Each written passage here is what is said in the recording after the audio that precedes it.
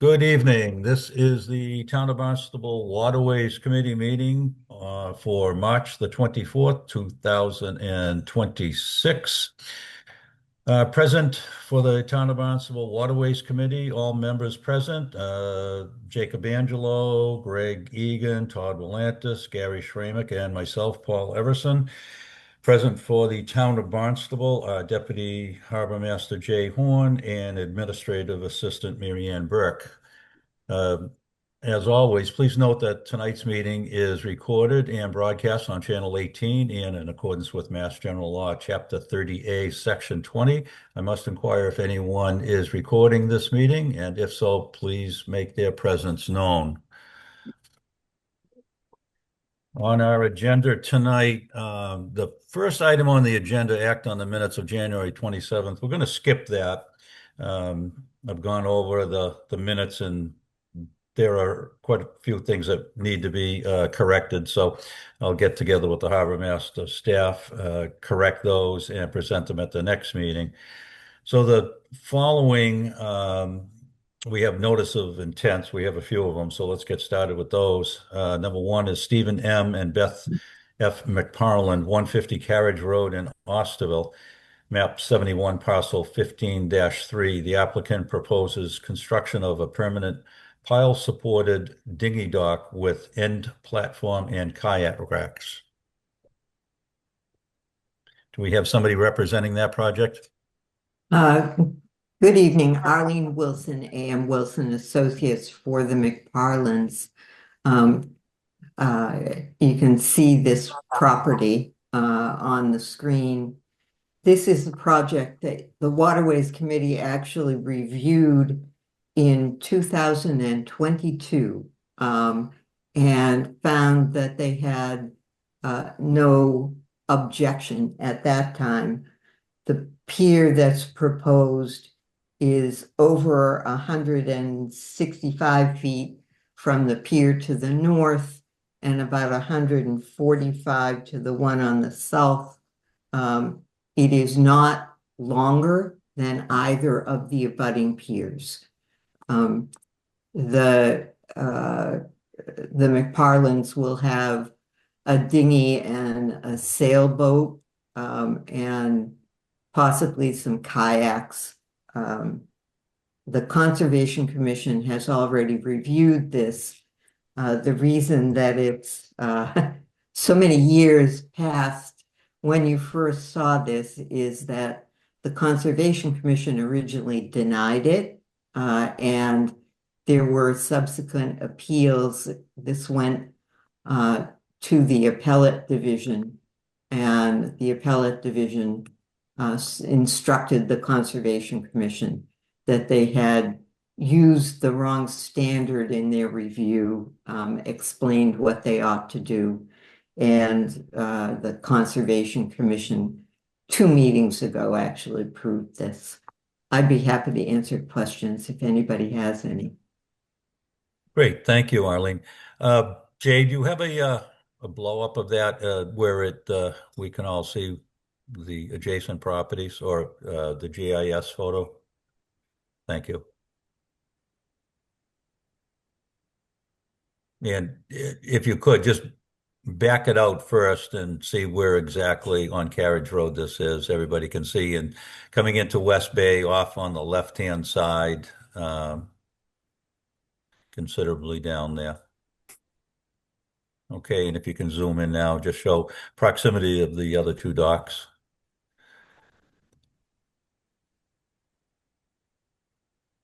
Great. And do you have an overlay on how far that would come out?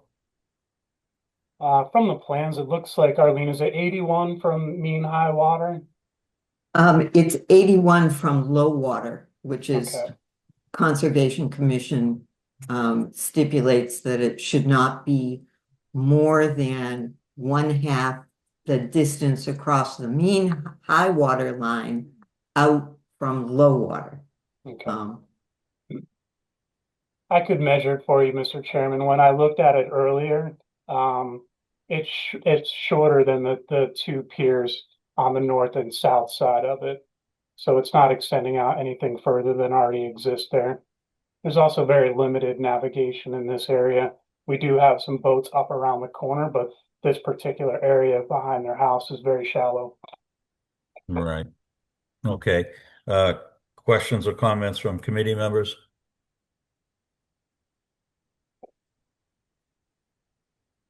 What vessels will be on there? Has there been any change?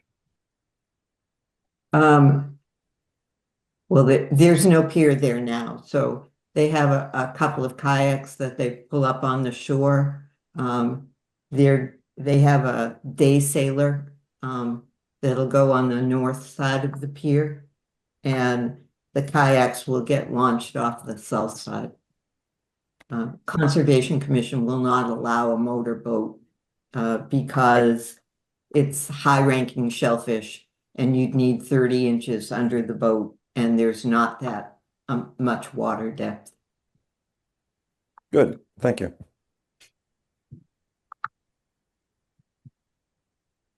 Okay. Any other questions from members?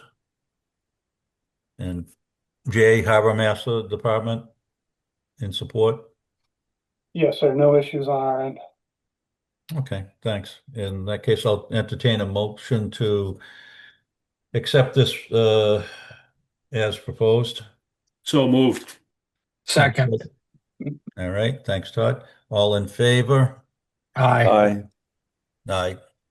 Okay, that passes unanimously. Thank you. I'm just for the record, I'm against it, but Oh, I understand okay. it passes. I'm sorry. Okay, so we have myself in favor, Gary, Yes. Aye. Yeah. Todd, Yes. Greg, Yes. and we have Jacob, no. Okay, Thank you.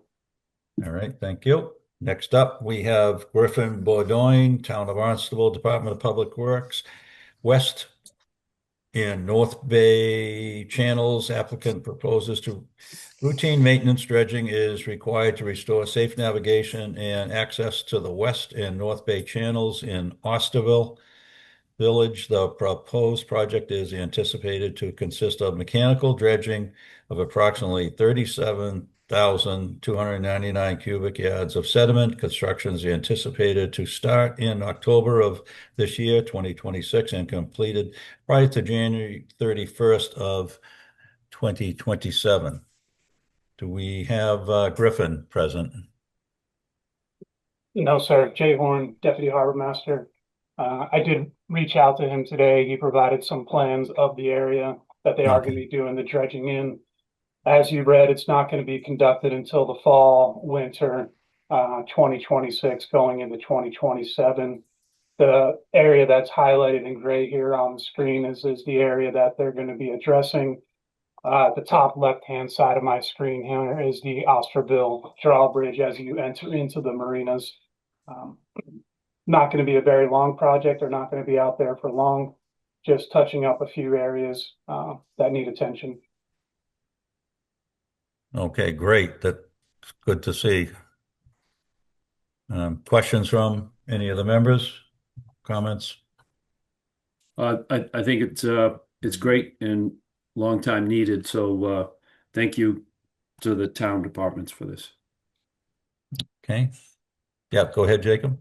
Yeah, I mean, it's definitely necessary, and I hope that we can do more too on the Katuitt side, especially out further. But I just was curious about when it's darker and then lighter in this area. Is the darker stuff what's getting taken out, or is it the lighter stuff that's getting taken out? Thank you. Sorry, I didn't clarify that. It's the darker shaded area where they're going to be removing the most material. Okay, I got you. These plans are a little bit old from what he said, so there's probably going to be more material removed than initially estimated, but that's still the primary area that they're going to be addressing. Thank you. Okay, any other questions? If not, I'll entertain a motion to approve it as written. So moved. Thank you, Greg. Second. Thank you. A second. So we have Greg Egan.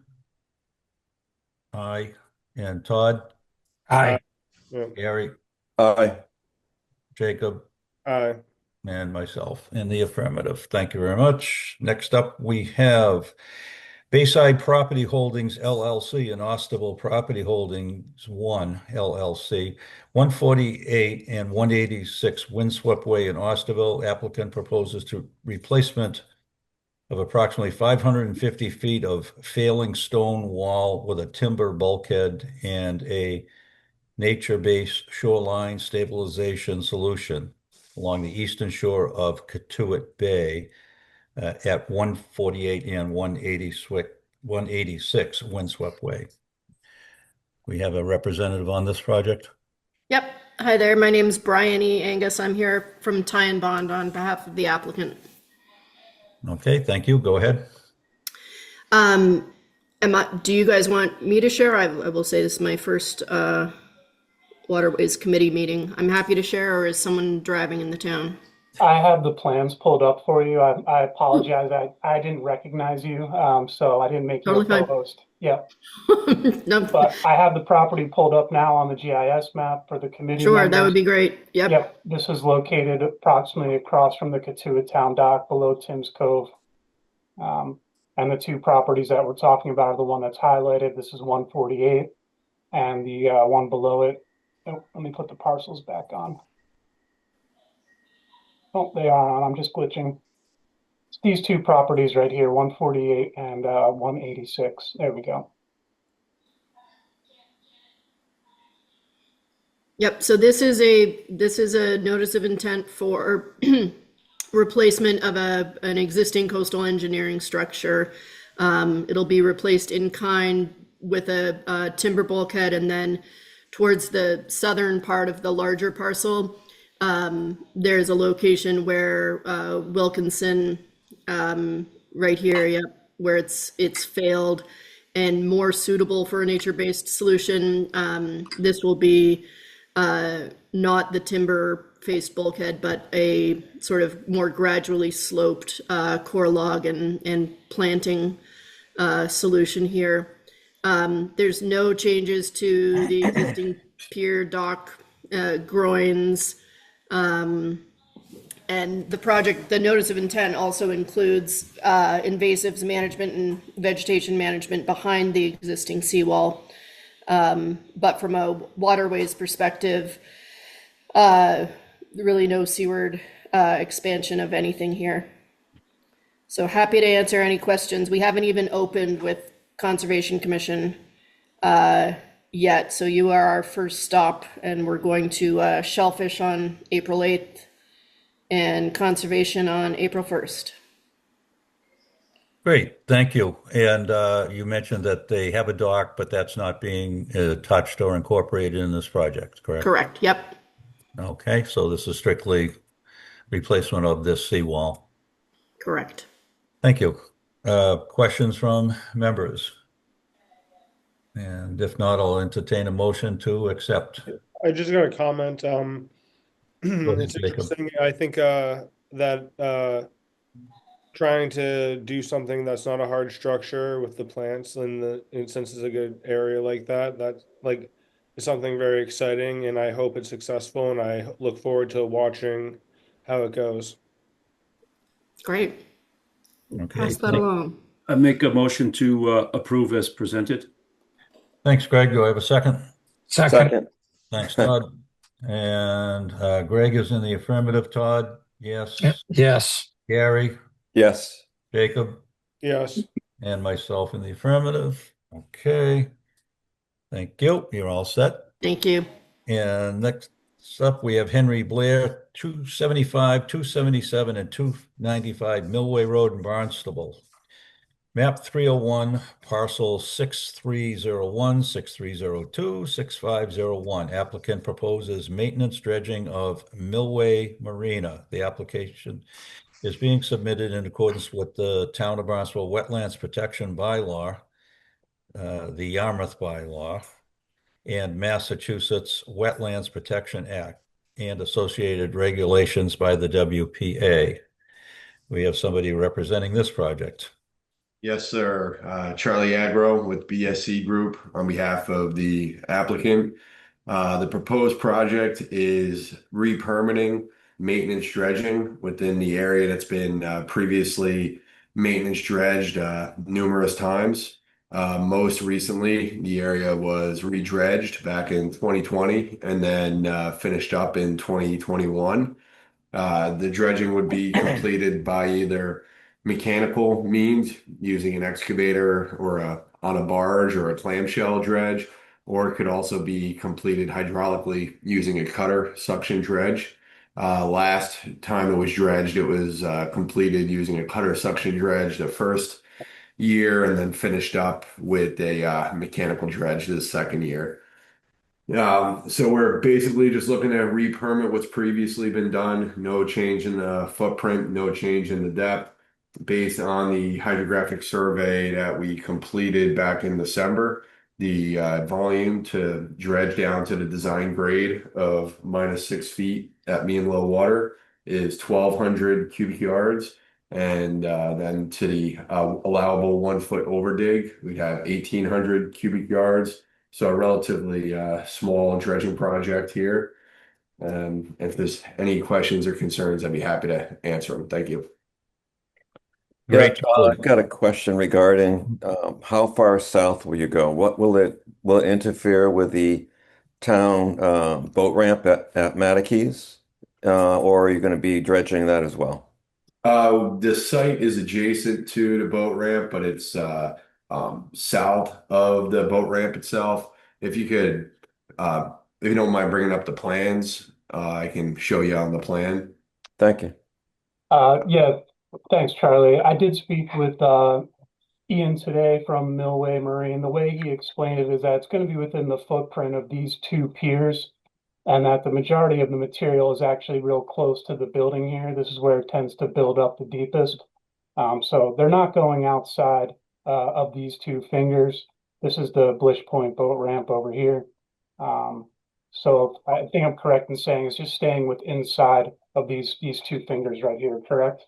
Correct. On the south side, it kind of goes under the middle of the fingers as we showed on the plans, but on the north side, the dredge edge follows just seaward and just south of the finger docks, which again is what was previously dredged, same coordinates. Thank you. Thanks, Charlie. What's the time parameters on this?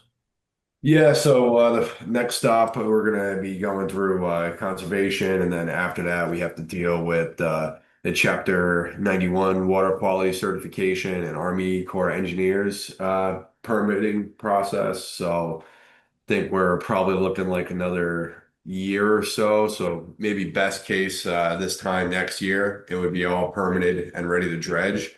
I think the marina owner would love to be able to time the project so that it links up with the town dredging project whenever the town plans to redredge a channel and the dredge is already basically right there. That's the ideal situation. But if material continues to settle in here and docking and navigation continues to get worse, it might get to a point where he just has to go in and dredge it.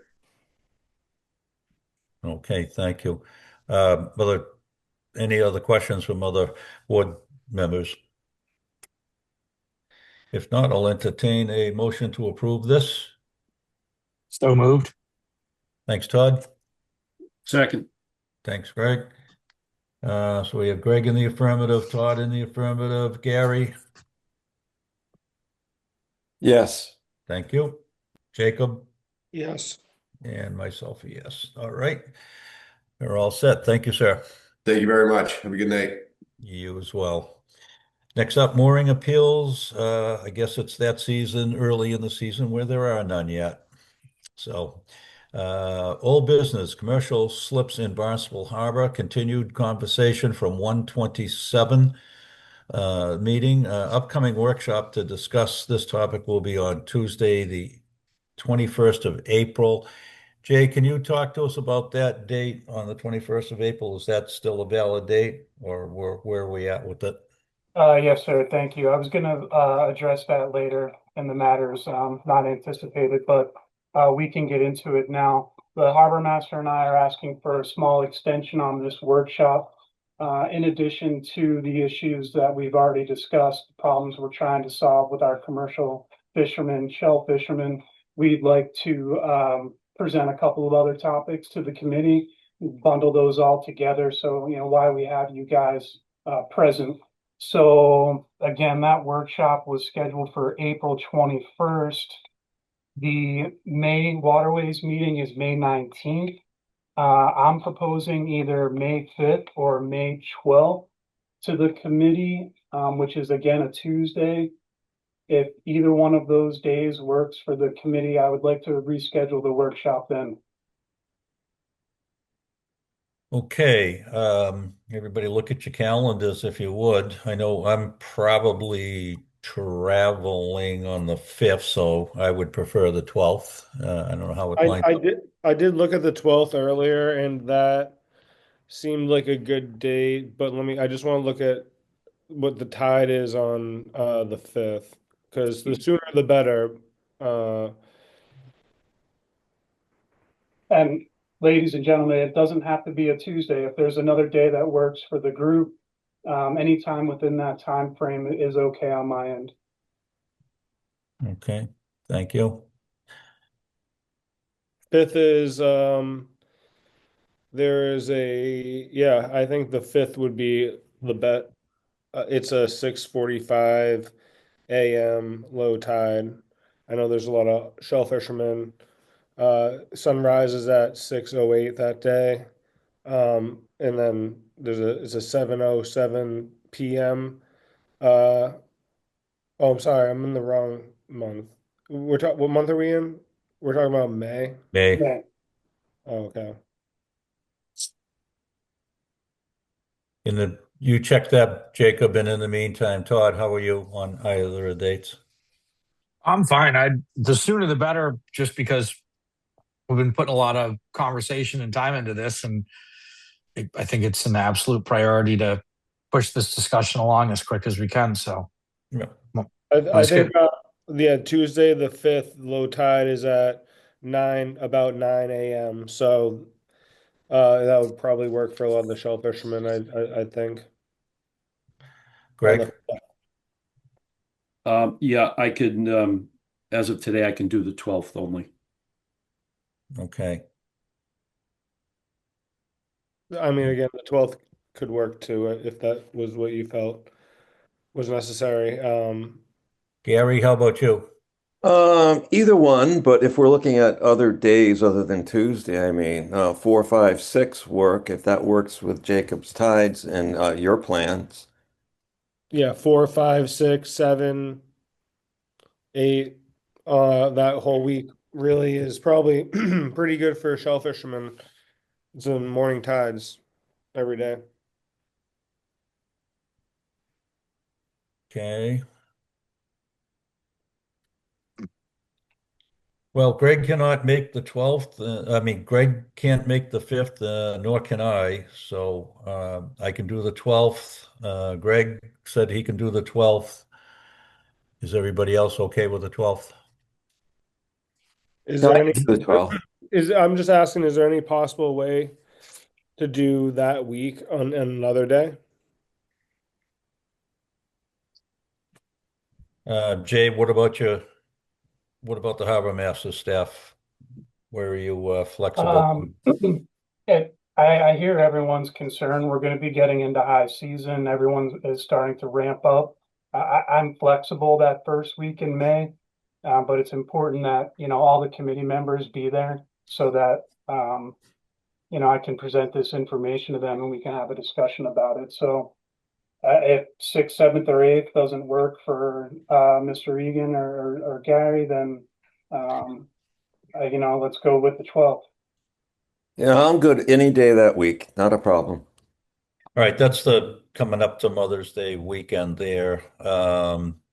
Unfortunately, I'm going to be traveling that week, so I'm good with the 12th, and I know Greg is good with the 12th. Can everybody else make the 12th? I'm fine with the 12th. Yeah, Yeah, I can. This is Gary. I can. Okay. All right, so we'll set it at May the 12th.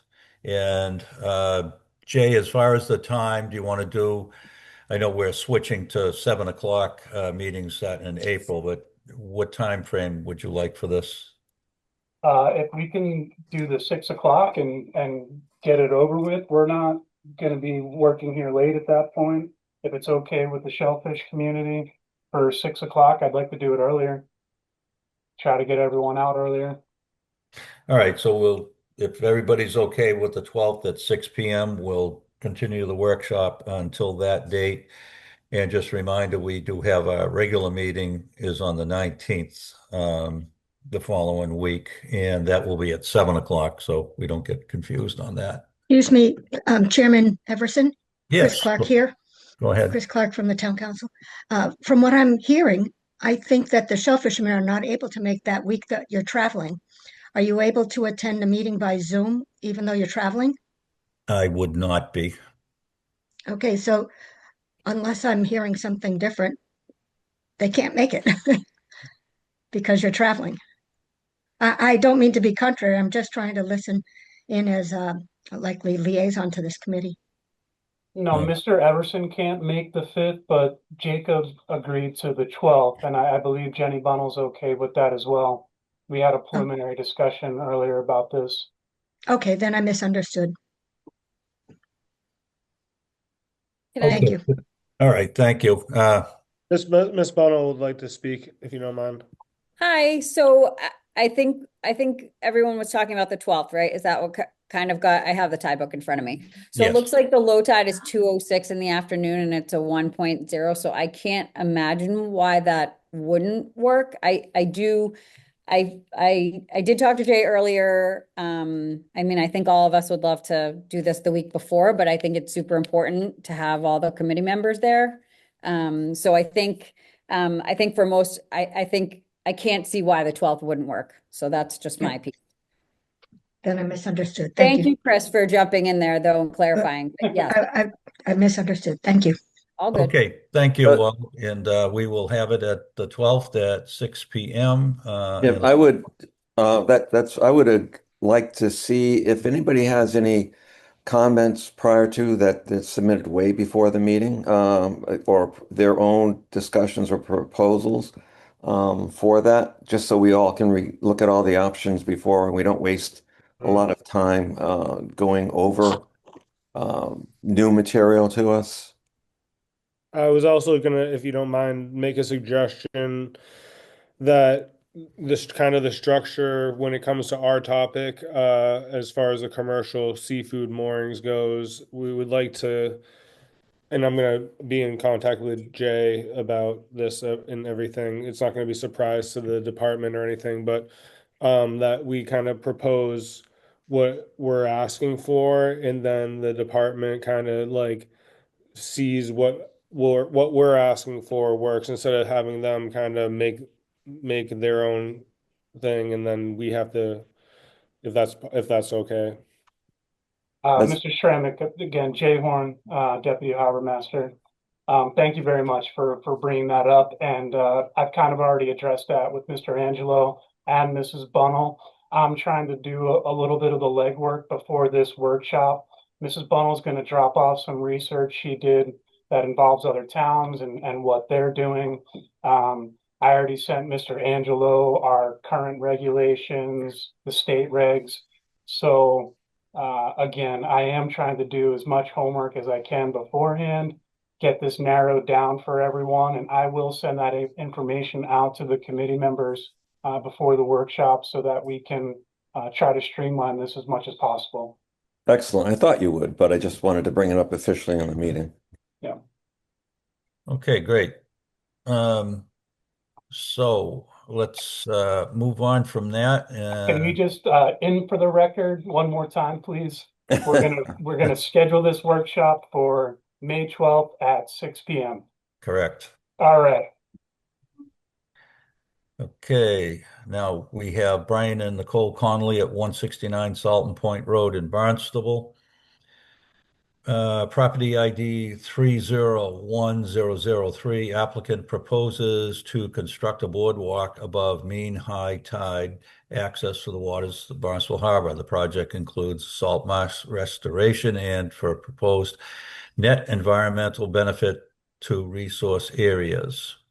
The committee deferred this to the February 24th meeting. No vote was taken in January on our 27th meeting. Do we have somebody from that project to speak? Yes, good evening. Mark Dibb with Cape and Islands Engineering, representing the applicant, the Connollys at 169 Salton Point Road. So as you can see on the GIS map, that's the property that is being highlighted. Just to the south of that, you can see there is a town way to water. There's a parking lot, yeah, right there. And to the north is another residential property. And if you zoom in, you can see there's some pretty heavily traveled paths across this property through there. Yes. And so what we're proposing, if it's possible to show the site plan, or I could share my screen too, if that helps. But we're proposing a boardwalk that would come from the lawn area of the existing property. It would then traverse straight out, make that angle you see there, and then ultimately end kind of at the northeast corner of the property at the mean high water line. This did go to conservation, and at the top of the plan, you can see some of those traveled and trampled pathways in the pictures. That's from lateral access, but through the middle of the property, not out at mean high water. You know, it's through the middle of the property, about 100 feet back from mean high water. People come in from the access to town water and cut across the parcel instead of going out, you know, straight out where there is another existing path out to mean high water. So a couple of things. This project did go to conservation and did get approved at conservation, being that it's in salt marsh and ACEC. The project had to show essentially a no impact evaluation, and what we were able to achieve by adding this boardwalk was almost 3,000 square feet of salt marsh to be able to be restored, both by planting new salt marsh as well as getting that foot traffic off those on the plan, that green area. And there's a tan area. Those are the areas that would be restored by this project. And then even offsite areas, the cyan, the light blue to the top, and there's another area to the bottom. Because what this is also doing is, and it was even at the request and some of the signage at the request of the Conservation Commission, that it's a salt marsh restoration area, is a post and rail fence on the north and south property lines that go out towards the water. One change I wanted to present that was a result of the conservation hearing. They also have regulations in place that allow them to consider aesthetics of the boardwalk. So there's a revised plan so only the first two sections, 24 feet of this boardwalk, it is raised and up over the initial shrubs that are near the lawn area. The rest is just a 3-foot wide, 2-foot high, low-lying boardwalk out to the water. It's got graded decking that will allow sun through it. And again, it does end at mean high water. So that's a pretty significant change that came up through the Conservation Commission hearing, because they were concerned with the aesthetics of this boardwalk. But we feel, and they made a determination by approving the project, that it really is, as far as the quality of the salt marsh and allowing it to restore, that it would be a benefit to the area. With that, I'd be happy to answer any questions you might have. Okay, great. Thank you. Jay, this does not touch any of the navigable water. We have no navigation concerns with this NOI. Although when I did do my research today with conservation, I did hear there was some sort of appeal that was going on. I'm not sure if it's with the change of these plans or if there's anyone who's attending tonight that wants to speak to it, but The harbor master office has no issues with navigation on this NOI. Okay, that being the purview of this committee, any other comments from board members? Board members? Or I would say that I know that I've heard people have been coming to me about this project and the accessibility and I know the property lines and stuff. So basically the just for clarification, like when somebody wants to come out to this area off of Rendezvous, they just go through that straight spot in between out to the water and then go north. Is that how people would access it? Correct. Yeah. Off of Rendezvous, there's a small little parking area, and then there's a pretty well traveled path out to the water. It goes straight in between. Okay, I see it on this map. All right. Yeah. I think they can Okay, we have concerns. I don't know if you can hear me. do we have anybody else would like to speak to this project? This is Britt Lay and Rendezvous Lane. Can you hear me? Yes, go ahead, sir. Yes, we, as a number of neighbors, have concerns about this project. Not only in terms of the dangerous precedent it sets in terms of having a boardwalk built over a marsh or wetland, but the navigational aspects, because of the extreme flood tides, there's certainly a potential for that there. But more importantly and likely, I think that because of the increase in storms, nor'easters and so forth, like the old barn that used to be at the end of Rendezvous Lane, it's only a matter of time before a boardwalk like this gets ripped up and the debris could become a significant hazard to navigation. And so that's part of the appeal that has been submitted to the Department of Environmental Protection. We're waiting to hear back from them. And also, one thing that's important to recognize about this particular parcel of wetland is that it is very vulnerable, particularly vulnerable to northeasterly and easterly winds. So nor'easters have a direct impact on this particular parcel of marsh.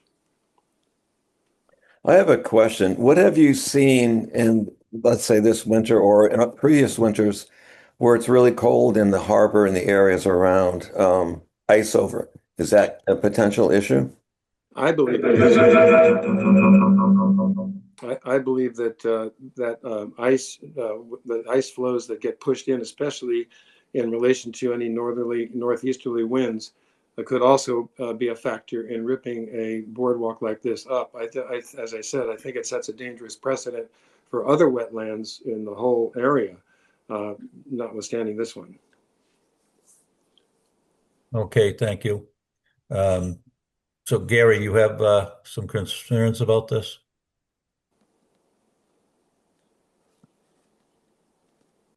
May I also speak, Mr. Chairman? Gary?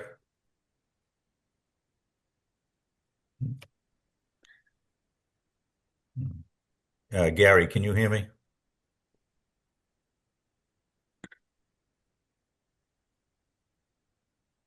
No, any other committee members wish to speak to this? Mr. Chairman, it looks like we're having some technical difficulty. A lot of people have dumped off the meeting. Mr. Chairman, So we might want to get everyone back on before we continue this conversation because I saw 3 of the committee members have left. Okay. I think Tom O'Brien has some comments that he would like to add. Hold on before that. Jay, are we having problems there where you have lost people? I'm scanning through right now. I did not see. Well, I We don't. lost Gary, Angelo. we lost Greg. Yeah. Gary, Greg, and Jacob. So I need to have at least one other board member back on before we can continue.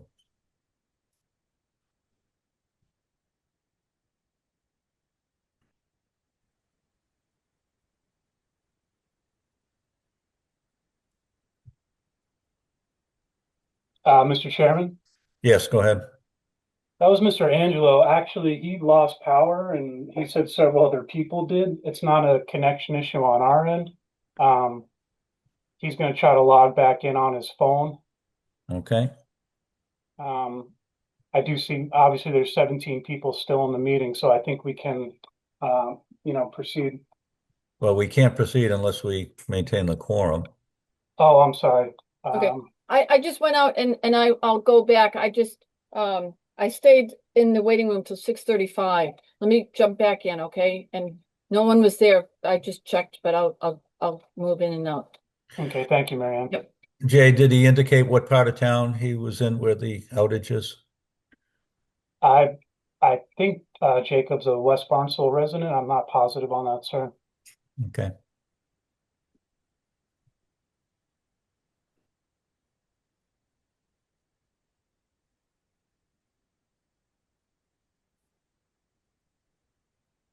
And when I did speak with Mr. Egan earlier, he did say he had some, so yeah, Mrs. Bunnell lost power as well.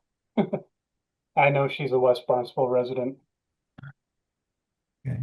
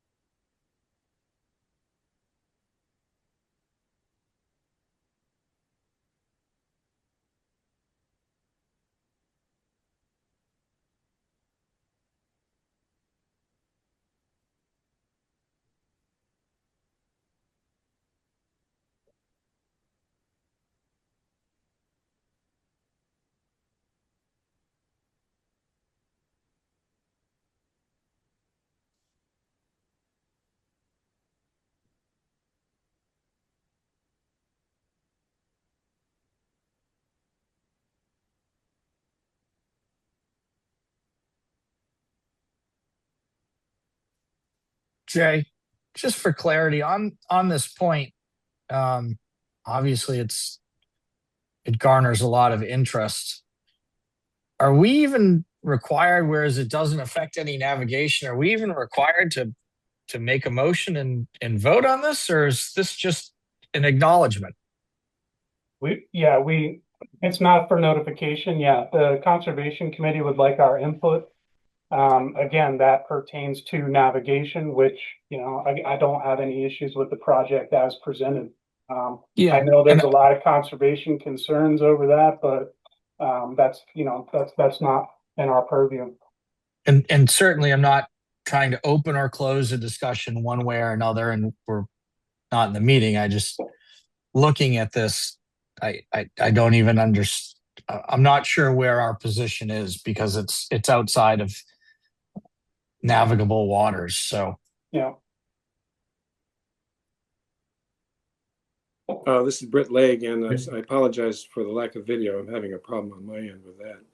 But I do think that it could potentially have an impact on navigation for the reasons that I said, that these winter storms and even some of the non-winter storms are becoming more and more powerful. And as some of you may remember, the old barn that used to be at the end of Rendezvous Lane was blown off its moorings a number of years ago and wound up at the far southwestern end of that marsh. And I think it would only be a matter of time before a boardwalk like this would also be ripped up, and that alone could be a potential hazard to navigation as well. Okay, sir, we are suspended right now as we don't have a quorum. Apparently there's a power outage. We've dropped 3 of the 5 committee members, so we're just gonna hold on for a few here and hopefully we get people back online so we can continue. Thank you. Thanks.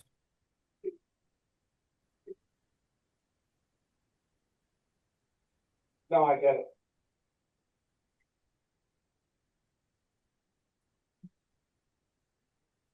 Do you have this in that? You can download this in that?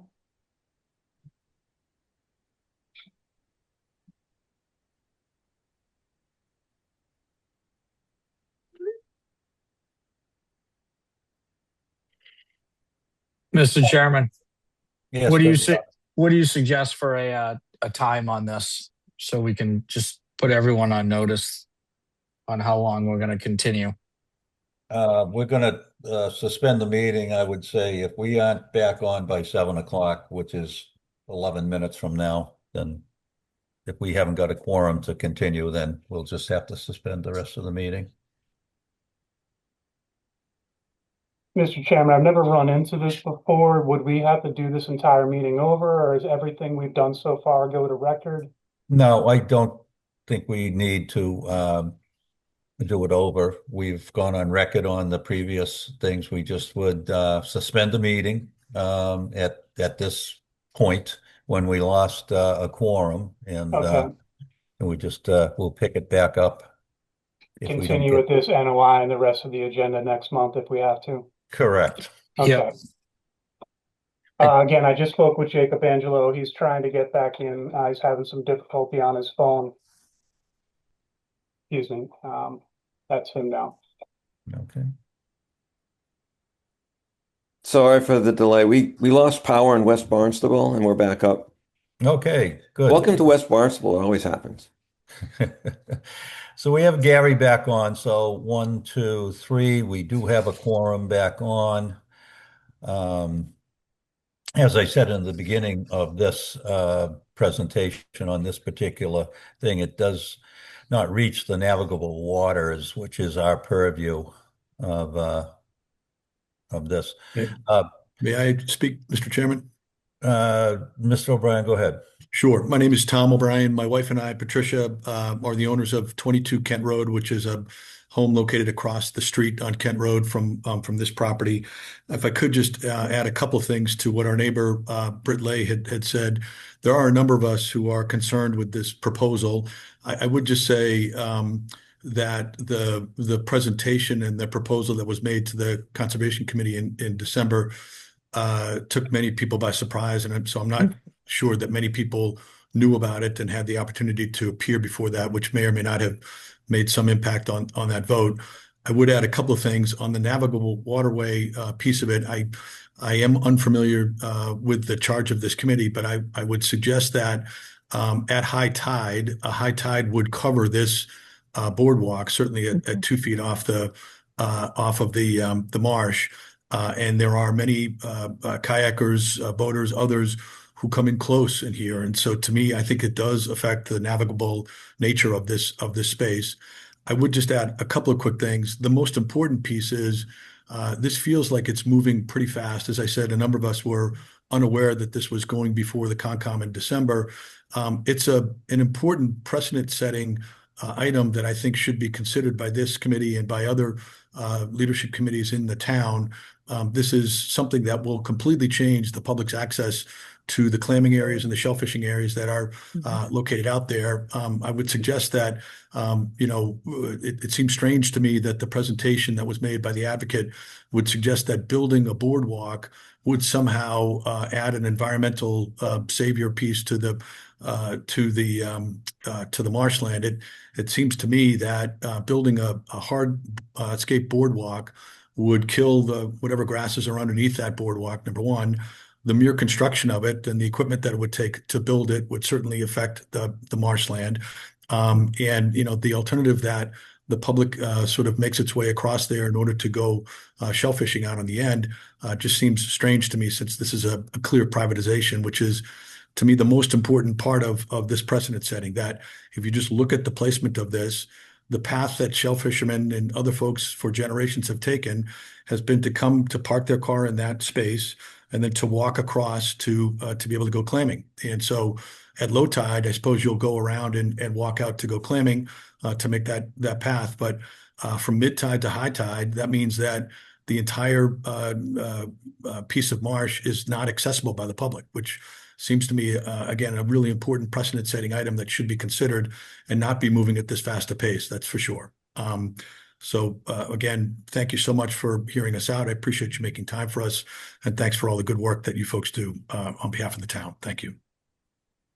All right, sir. Thank you. Hey, I Jay. I have another comment if I can make it. Yeah, go ahead.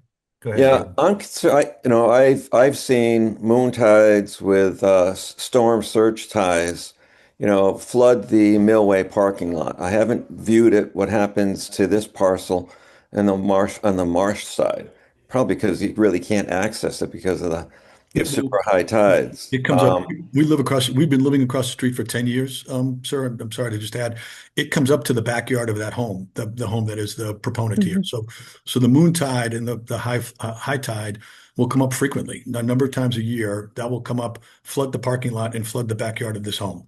So Yeah, I, that's what I thought, and I'm concerned about having a winter nor'easter with ice flows. It's going to wipe it totally out. Look what it does to the poles in the Barnstable harbor slips. Sometimes they get completely lifted up and floating around. So I don't know. Has anybody brought that in front of the commission? I would just like to say that, if you don't mind, that it would certainly get ripped out of the ground, especially considering the past two winters. This winter, 2017, I believe, winter would rip it out. But also, I'm just more curious as to what is exactly like the legal area that can be traversed. Is it, because like was has been mentioned that the high tide mark on this is pretty high, and like it seems like the fencing even would go into the intertidal area, um, which would impede traffic. If you have a dock on the south side, you have to have like the stairs and stuff like that. But um, to have a fence to make you forced all the way out if it's in the intertidal area, that doesn't make sense to me. if I could just add a little bit, we've lived there for 10 years. Our neighbors, many of our neighbors who are on here have lived there for many decades. I would say, speaking on behalf of my wife and I, we were surprised when this first came up before Concom. Unfortunately, I had a death in the family on the 21st of December, so I didn't even really hear about this until right around Christmas time. So the first thing I did was kind of look at this map, and it was surprising to me that the boundaries of the parcel actually went as far out into the marshland. I had long considered this to be publicly owned land. Now, my mistake, unfortunately. Um, so to your point, I think members of the shellfishing community, members of the public who make their way down there, that town parking lot gets quite a bit of use, and it's very welcome. We love it. We love the activity of it. We're out there clamming as often as we can, and I think people would be surprised to know that perhaps as early as coming this summer, if we are not successful in having people, in the town wake up and hopefully stop this proposal, I think many of the members of the public would be surprised that they can no longer walk that path out to shellfish or to use the rest of the marsh, and that will be forever stopped, which is I think from our perspective, a huge change that deserves at least a lot more consideration, a lot more time. Okay. Mr. Has Chairman, if I anybody, Okay, hold on. excuse me, One at a has time. anybody explored if that path is being used every year and throughout the year, quite often, having that as a public way, like they do with some of the old historic roads in the town of Barnstable, that if I, it's traversed on a regular continued basis, that it becomes public access. Mr. Stramick, this is Rendezvous Lane right here. There Yeah, is a small parking area at the end, right. and this is a public right of way. But people are essentially crossing over this parcel to get out to that shellfish area. And I just want to remind the committee again, I really appreciate Mr. O'Brien's comments, but I think these are issues that need to be brought up with conservation and potentially the Shellfish Committee. We're here to focus on navigation, and as it stands right now, yes, we do have some kayakers in there. That's incredibly shallow water on low tide. and on high tide, not a big kayaking area over here because of the current. I get a lot more kayakers down by Scudder, in that area towards the Barnstable Yacht Club. The few kayakers I have in this area are the fishermen who go out with their fishing kayaks. So yeah, I just want to remind the committee again, these are all great Yeah. points, but they Well, I really would, I need would, good conservation. if I can interject right there, Okay, hold on, I don't think please. that we're restricted Okay, just navigation. Jacob, hold on, please. Please direct questions through the chair. I just can't have everybody talking at the same time. So go ahead, Jay, finish. Me, Jake or Jay? Jay Horn. I'm finished, sir. Yep. Okay. Jacob, go ahead. From what I understand, yes, navigation is a major part of it, but if you look at the regulations, we're, taking into consideration the shoreline, the intertidal area, the rocks, the jetties, the beaches, the bays, if you look at it, it's like a huge blur, but it's basically everything in between the intertidal area. And that in the waterways is not just for people with boats, it's for people that also walk on the water in the intertidal area. So I think that we do have to consider, like, if our jurisdiction where it is, I believe that it is the intertidal area. So I don't think that sorry, someone's if if people are, if we're gonna on the south side, this is a different habitat than the south side where the tides fluctuate so much more. And on the south side you can just put like a little dock with the little stairs going up and over it, but we have to take into consideration the fact that this is the intertidal area as far as I'm concerned. And you can't impede traffic in the intertidal area, especially for fowling, bird watching, hunting, and shellfishing in particular. So, Mr. Chairman, Okay, go ahead, Todd. again, I respect everyone's opinions here. I have to agree with Jay on this matter that this is at best a reach for our committee. We are an advisory committee and our focus is on navigation. And I certainly understand and concur with the emotion involved in this, but getting into property laws and conservation, respectfully, we're well over our head.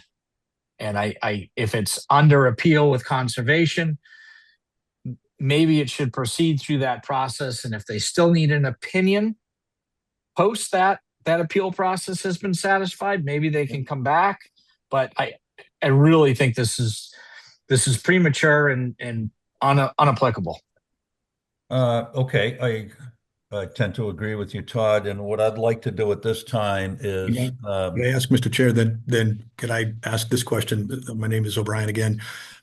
I would request that the committee take no position, if that were conceivable. If it doesn't necessarily fit within your jurisdiction, I think, what you're hearing from a group of us is the Concom Commission was sort of, I don't want to accuse anybody of anything underhanded, but it sort of was done quickly. I don't think Concom made a visit out there. I don't think anybody knew about it. And so you're hearing from a group of people who are looking for an avenue for someone to listen to us. So I guess my request would be if you could take no position, that would be preferable from our perspective. okay, so what I would propose, we have, let me see, Jacob, myself, and Todd. Gary, you still with us? Yes, I am. Okay, all Yeah, right. Paul, I'm back on. This is Greg. I'm sorry. Okay, Greg, thank you. Greg, have you been hearing most of this conversation? Not most of it, much of it. I had a power outage in my neighborhood. I don't know what that was about. Yeah. So, but Join the club. I heard Todd's comment at the end, and I don't want to prolong the discussion. I just kept going back to this really isn't our area. What does conservation think? So I just learned that it's being appealed And so, Mhm. you know, I agree with Mr. Willantis relative to where we are on this, and that it seems inappropriate that we would take a position on this right now. Okay, thank you. I would propose that we table this at this point and wait for conservation to get back to us. In the interim, Jay, I would ask that we get an opinion from the town council as to, our purview is the navigable waters of the town of Barnstable. That's our domain. That's where we live in, and it's usually, deep water, and there are situations with kayaks. I'd like to get the opinion as to the marsh area. Yes, it does become navigable when it floods so a kayak can traverse. But by and large, it may be out of our area of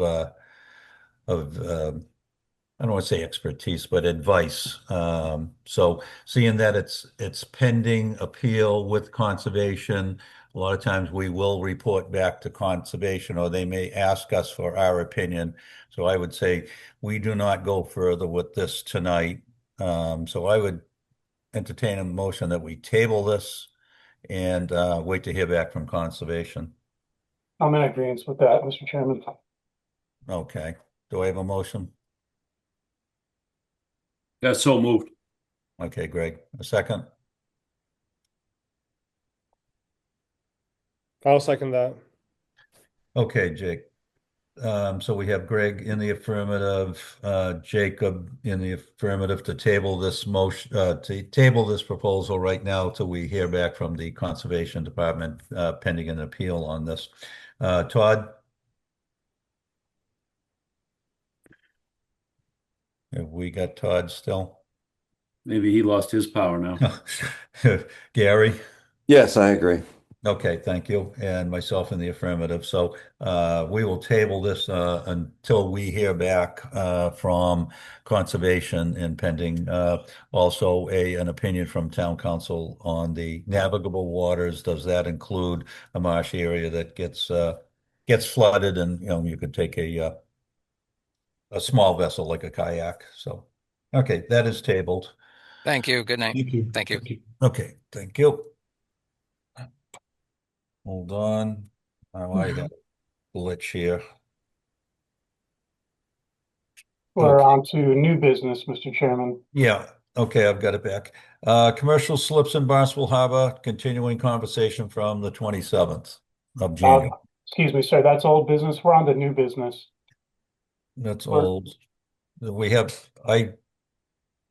I do not have new business listed on my agenda. Open the Katuitt Bay Shores wait list. Oh, wait a minute. Hold on. We skipped number 3. Minor project thank you, sir. modification. Thank you. Yep. Yeah, minor project modification to DEP license number 9940 West Bay, 134 South Bay Road in Barnstable. Notification only. Construction approval, JMS Holding LLC, Pier, minor modification 134 South Bay Road, West Bay, Oswald, to modify the above referenced Chapter 91 license plan accompanying the petition of JMS Holding LLC to modify and maintain a pier in West Bay dated February 15th, 2023. And prepared by Raymond Surveying. The department has determined that pursuant to 310 CMR 922, the activity constitutes a minor project modification, which represents insignificant deviation from the original specs of the license. And this activity does not require a new or amended license. This was also continued from the January agenda. Do we have a representative on this? Good evening, Arlene Wilson, AM Wilson Associates. Excuse me. And with luck, my electricity will stay on through this. I'll make it short. The pier at this site has existed since 2004. It's a hybrid design now. So the landward portion is a single pile pier The middle portion is 4x4 posts, and then the float and ramp are 12-inch piles. All we're doing is modifying the support system so that the whole pier will be 12-inch bents in accordance with the kind of design that you generally see. There's no change in the location, the length, or the height of the pier. And the Conservation Commission reluctantly approved this. Originally, they denied it. It went on appeal like the previous project I spoke about. The appeals court instructed the commission what they should do, and subsequently the commission issued an order of conditions, and the Waterways Division found that it was minor change. So. Okay, thank you. So basically the 4x4 posts are being replaced with 12-inch piles. That's right. And where it's a single pile, it will be a double pile. Okay. And is the float still a seasonal float? Yes. Okay. Harbor Masters Department? Yes, sir. I did confirm what Mrs. Wilson said. I talked to Conservation today, and her description is very accurate. No change to the footprint, the size of the float, or anything that we would be concerned with. Okay, thank you. Do we have input from any members on this one? Same footprint, just different design, right? That's correct. Yep. Okay, I'll entertain a motion to accept this as proposed. So moved. All right, thanks, Todd. Second. Gary, was that Yep. you, Gary? Mhm. Thank you. Okay, so we have Todd in the affirmative, Gary in the affirmative, Greg? Yes. Okay, Jacob? Yes. Okay, and myself in the affirmative. Thank you. Thank you. All right, now we have new business. Opening the Katuitt Bay Shores wait list. Go ahead, Jay. Yes, sir. Once again, Jay Horn, Deputy Harbor Master. I would like to propose to the committee tonight that we open up the Katuitt Bay Shores wait list. For those of you who aren't familiar with that mooring field, it is located in North Bay, right as you come out of the Marston Mills River from Prince Cove. It's the area over here to the left. I can actually overlay the mooring field for you. There we go. This is Katuitt Bay Shores. It's a unique mooring field. There is no public access to begin with. This is a private association that owns the beach. There's no public parking. It is accessible by the public from different locations via Prince Cove, the Bay Street ramp. But large and whole, there's no way to access your mooring from land here, specifically in that area, as it is an association. And they do have, require parking passes, etc. So at this point, we have 24 people on the Katuitt Bay Shore wait list. All 24 of those individuals have passed on a mooring for multiple years. And I have approximately 76 moorings in that mooring field. When I dug into this a little bit deeper, I discovered that the 24 people who are on this wait list have all been put on it via lottery. And it's been from the 2022 lottery back to the 2018. All of these names were added through a lottery system. In my experience, and I've held half a dozen lotteries now since I've been in this position, people generally don't read the description of the lotteries. They get very excited that we're just offering a mooring lottery. They will add their name to every mooring field that becomes available, hoping for their odds to increase and be added to a wait list. And then they realize when they are offered that they can't get to this area, etc. So I'm making the recommendation to open this wait list, let the residents of this area actually add their name to it, the people who live there and can access these moorings. It'll still be available to the public. If someone wants to row over from Bay Street, that's within their right. I just feel like the lotteries are making this situation worse, and this is one area where I feel like we could open it and the list won't spiral out of control.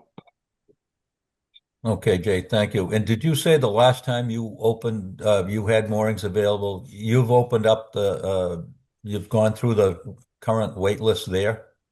So that's correct. Well, the 24 people that are on here, they've all been offered a mooring. I have a half a dozen vacancies right now, at least. This is a mooring field that can be optimized.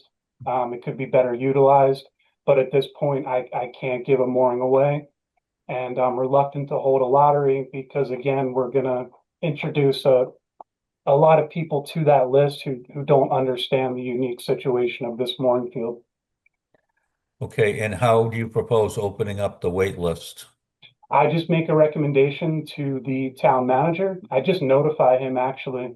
If you guys approve it tonight, I simply just open the list, and then again, everyone's welcome to add their name to it. But at least this way I can speak to the individuals who are requesting to join that wait list, and I can make them aware of the unique situation with the parking and the no small vessel storage. Okay, thank you. Jacob, go ahead. How deep or how big of a vessel can you put in that mooring field? The size limit for this mooring field is 40 feet. Mhm. Okay. So, Jay, do we have the framework in place that after you've passed on an opportunity a couple of times, you're removed from the list, or at the very least moved to the bottom of the list, or are we still trying to hammer our way through that? Yeah, that's a great question, Todd. We told you we did a soft approach this year, and we emailed everyone who has a wait list position and just asked them nicely, hey, if you don't anticipate taking a mooring, please don't renew your position.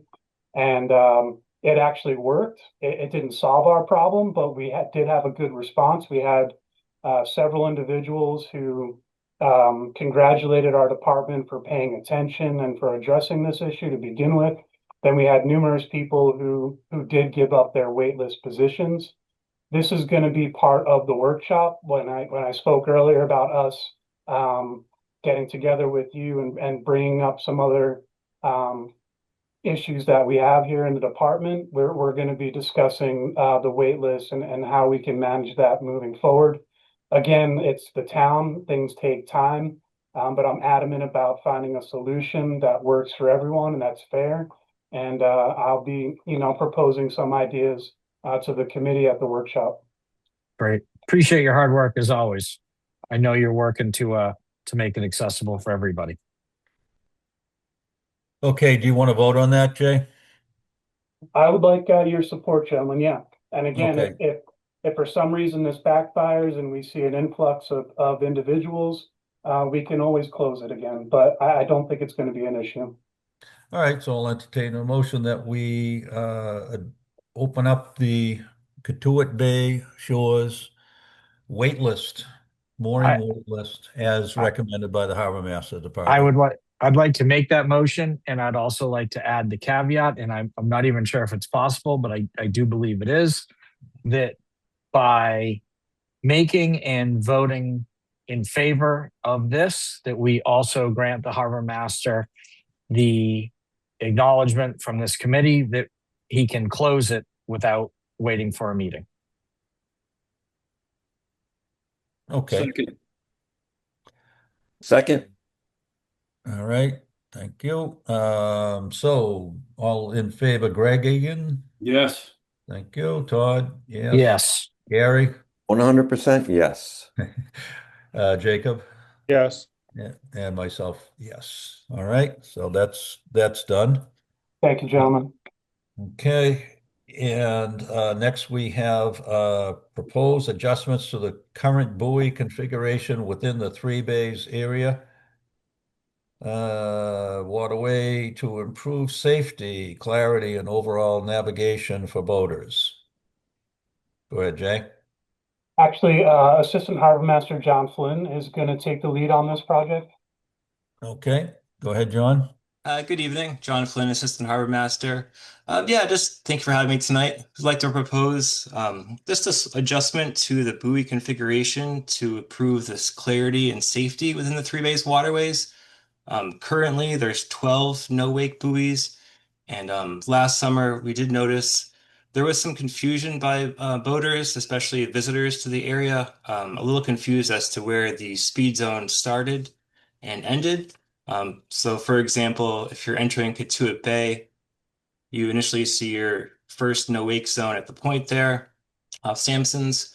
And then once you come around the corner, you see another one, which, in a lot of areas I've boated before, that usually means, okay, that speed zone is finished. Now I can go ahead and power up to full speed. And then the same thing happens in the Sepuit River as well. We did notice this year also entering into West Bay from the south side, you enter through 3 no wakes within about 100 yards, which that third one, and then you have a bit nice open area in West Bay, kind of makes it seem like it is a area you can speed up and go full speed again. So we're proposing to remove 5 of the no wake buoys and also adjust one to a danger buoy. The one that we would adjust is at the West Bay entrance, and you can see there marked D, and that is to keep any boaters off the shoal there if they're going from West Bay to the Sepuit or from the Sepuit to West Bay, just so they stay off that little shoal there. We're hoping if we were able to do this, that would kind of create some clarity and clearly distinguish where the no wake zone stops and then ends or begins. We realized this would be a major adjustment, so we were thinking maybe a trial year to see how it went this coming summer. And then if it went really well, then we consider going ahead and re-permitting it within the Payton program. So like I said, as of right now, we're proposing to remove 2 no-wake buoys in Katuitt Bay and 3 in the West Bay, and leaving North Bay and the Martins Mills River the same. Okay. If anyone has any questions, happy to answer them. Questions from committee members?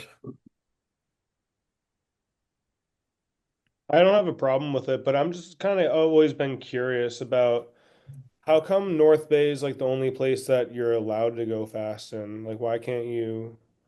I guess in West Bay, you can kind of go if you're in a short, shallow boat outside the channel, 100 feet or whatever the requirement is, kind of cut in by Bill Koch's house.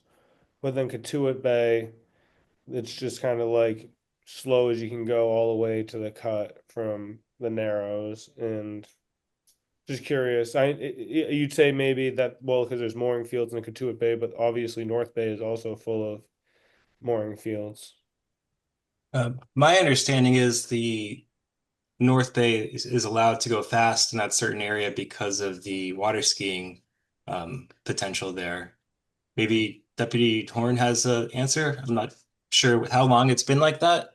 No, it's been like that my whole life. I'm just curious Yeah. how you can't rip by, and through Katuitt Bay once you get through the Narrows, Well, I can comment on some of this because I was part of the group that we drafted the ordinance way back in the day.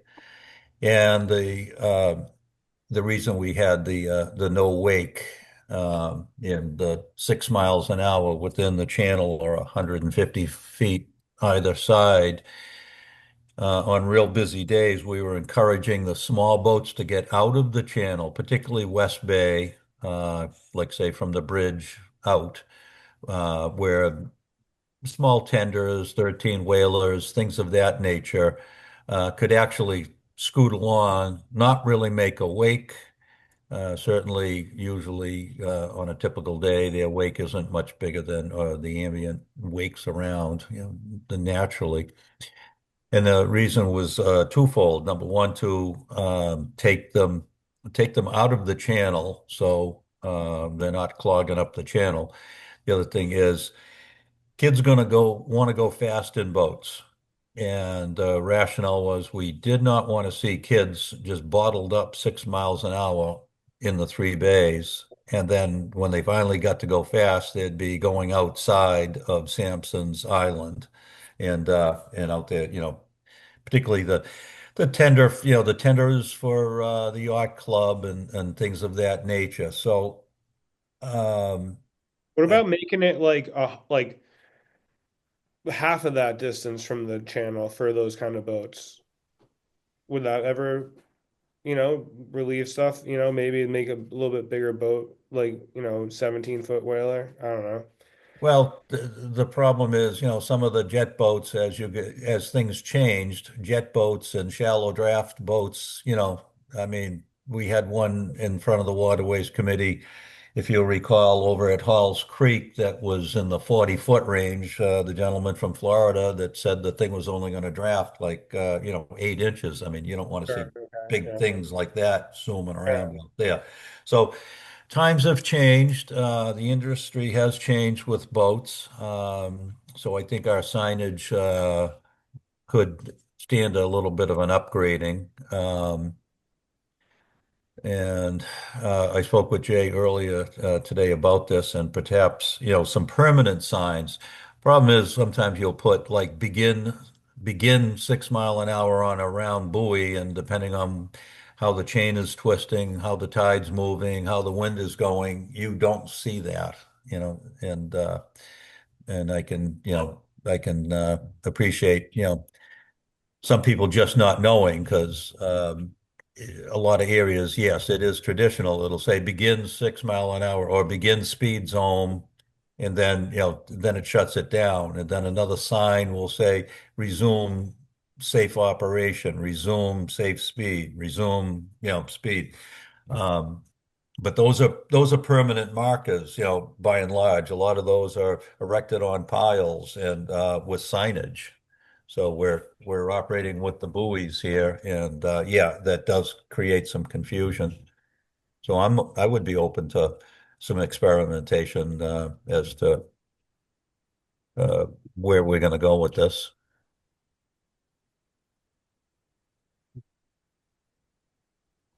Any other comments from board members? Yeah, it's Greg. I'm in favor of the experimentation as well. It would be great if an explanation sheet was crafted and we could share it, with people in the Three Bays area or, post it on the town website or something like that, that the harbor masters, just explaining what it is might be helpful. I agree that there is confusion in the West Bay approaches and in and out. And so just sort of clarifying what we're trying to do might be helpful for the boating community. Yes, and a couple other thoughts. I know we have the harbor master and the shellfish folks have got the boards posted at the landings and the information board. So Katuah Town Dock, Prince Cove, things like that. That could be incorporated. The other thing is same rationale about kids going fast with North Bay.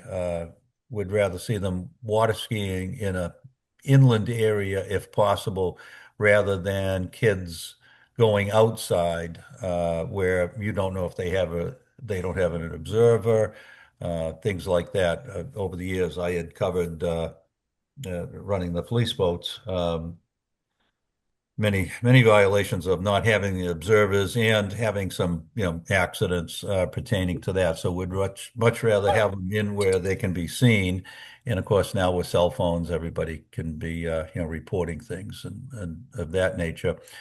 Um, Kids are going to want to go fast. The other thing for The boatyards, test running boats, they utilize North Bay. The time frame for them to get into North Bay to do a little quick sea trial on a motor or something like that um, is for the same reason, to be able to get into North Bay, in like say 10 minutes from the boatyards or from the bridge, rather than another 20 minutes to, or 15, 18, 20 minutes to get out to open water beyond the West Bay breakwater. So again, that's the rationale for that. And I'd like to see that stay the same.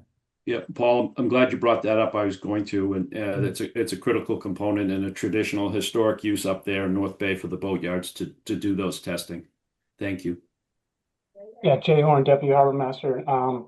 These are all great points. Just want to add, we're not making any changes to the speed zone. We're not modifying any of the areas that are slow speed, no wake. We're trying to make it clear for people that visit this area.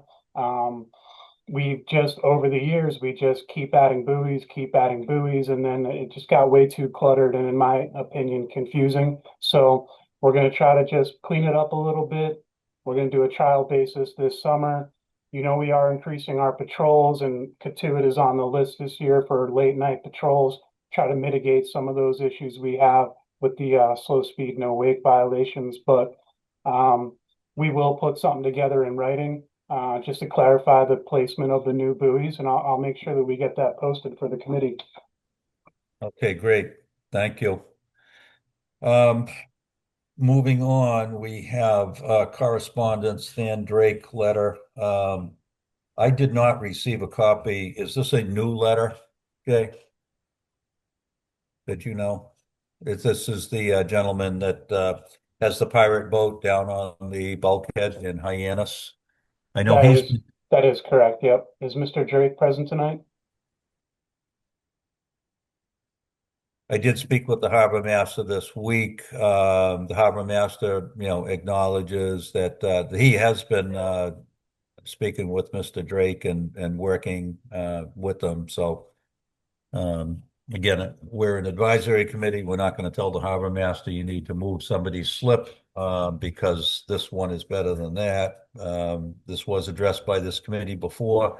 I've been in touch with the harbor master, and he is still working with Mr. Drake. Next, we have harbor master report. Go ahead, Jay. Yep. Again, thank you very much, Jay Horn, Deputy Harbor Master. I'm not going to keep the committee here any longer. It's been a long meeting. I appreciate everyone's time. Only point I have is that March 31st is the mooring renewal deadline with the late fee of $50. We have just under 200 people right now who haven't renewed their mooring. So now's the time. Get your paperwork in, give us a call, get your documents uploaded, whatever it takes. Let's get these permitted for the new year, and then we'll start offering moorings here in April as they become available. Great. Thank you, Jay. Committee members, anything else that we have not touched on you'd like to mention? I'd just like to make a suggestion that you kind of touched on it earlier, maybe a little bit, but it would be nice to actually get clarification on what the town regulations say is like what we're supposed to oversee. Is it the intertidal area? Is it deep water channels? Like from what I understand, it's basically everything that the ocean touches.